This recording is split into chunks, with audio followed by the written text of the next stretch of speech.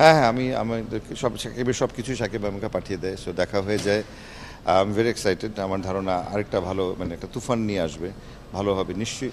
Because ও আসলে যেটা করে যে ও সর্বস্ব দিয়ে চেষ্টা করছে ভালো কাজ করা, ভালো সিনেমাতে অভিনয় করার এবং সেই সিনেমা যেন মানুষের মনে একটা রেখা তৈরি করে, দাগ তৈরি করে সেই চেষ্টাটা করে যাচ্ছে।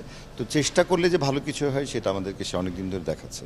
আমি আশাবাদী ইনশাল্লাহ এটাও ভালো যাবে।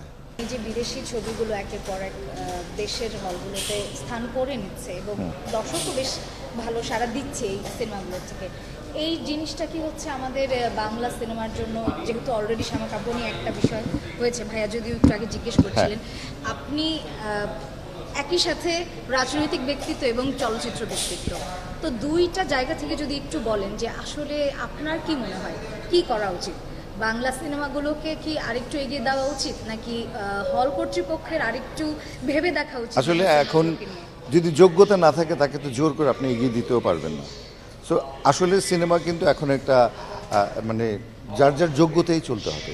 তো আমরা বিদেশি সিনেমা কিন্তু আজীবন ছিল বাংলাদেশে, হলিউডের সিনেমা কিন্তু আজীবন এসেছে, বলিউডের সিনেমা নিয়ে আমরা অনেক বাকবিতণ্ডার পর তারাও রিলিজ করেছে এবং আমরা দেখেছি অধিকাংশ সিনেমায় মুখ থুবড়ে পড়েছে।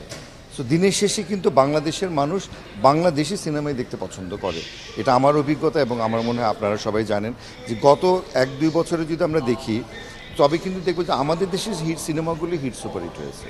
তো তার মানে হচ্ছে কি গল্পের ভিন্নতা আনতে হবে, মেকিংয়ে পরিবর্তন আনতে হবে, ভালো অভিনয় করতে হবে এবং স্কেলটাকে চেঞ্জ করতে হবে। যে স্কেলে সিনেমা বানানো হচ্ছে সেই গল্প গলার ঢংগুলোকে চেঞ্জ করে নতুন আঙ্গিকে নিয়ে আসতে হবে।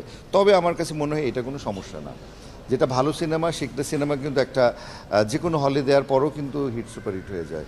এর আগে অনেক এক্সাম্পল আছে, বেদের মেয়ে জ্যোৎস্না, খায়রুন সুন্দরী সহ আর অনেক সিনেমা এরকম আছে যে প্রথম সময় রিলিজই করতে চায়নি হল মালিকেরা, তারপর যখন রিলিজ করেছে তারপর হল থেকে নামানোও যাচ্ছিল না।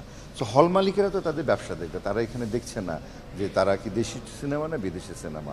এত বড় একটা হল মেনটেন্যান্সের তো বিশাল খরচ আছে। তো সবগুলি দিকই আসলে আমাদেরকে দেখতে হবে। আমরা যারা নির্মাণের সঙ্গে জড়িত আমাদেরকে বেস্ট এফোর্ট দিয়ে বেস্ট চেষ্টা করে সবচেয়ে ভালো সিনেমাটা বানাতে হবে, তবে সেটা চলবেই, আমি আশাবাদী।